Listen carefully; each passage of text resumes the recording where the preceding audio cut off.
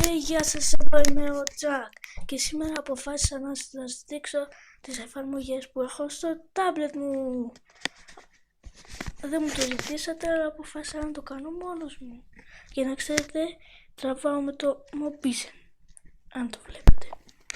Εδώ έχουμε τον πρώτο μου φάκελο που είναι για τα παιχνίδια. Πρώτο είναι το Here, δεν ξέρω, μετά είναι το Angry Birds, μετά είναι το Color Switch, μετά είναι το αυτό αλλά το 2, είναι αυτό σαν το Mario, μετά είναι το ίδιο αλλά το 3.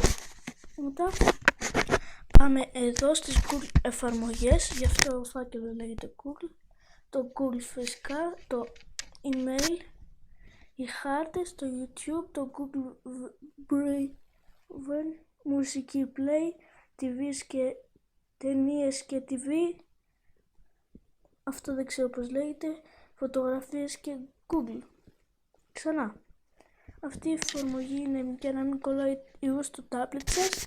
Εδώ έχουμε το Play Store, εδώ τις φωτογραφίες, εδώ ξανά το Google, εδώ είναι ο αριθμητής μας, εδώ είναι για να επεξεργάζετε τις εφαρμογές του τάμπλετ και εδώ για να κατεβάσετε ταινίες από το Google. Εδώ τι έχουμε?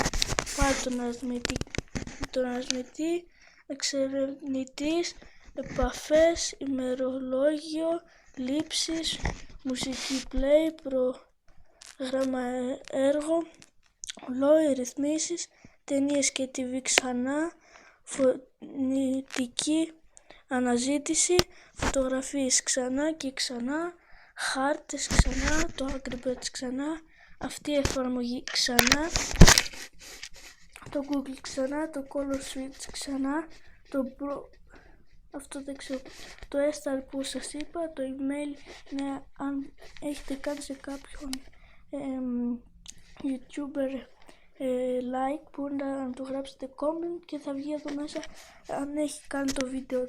Ξανά το Google ναι, αυτό, το Google Page, αυτό δεν ξέρω, αυτό πάλι, ξανά το ίδιο, το Mario, το 3 εδώ, το Mobizen, το Play Store, Viber, βίντεο show που δεν μπορώ να ανεβάζω από εκείνη τα vlog γιατί έχουν μεγάλα FPS και αυτό δεν ξέρω, και το YouTube. Αυτά για σήμερα, δεν έχω να σας δείξω κάτι άλλο. Αν θέλετε κάντε μια εγγραφή στο κανάλι, κάντε ένα like άμα σας άρεσε το βίντεο και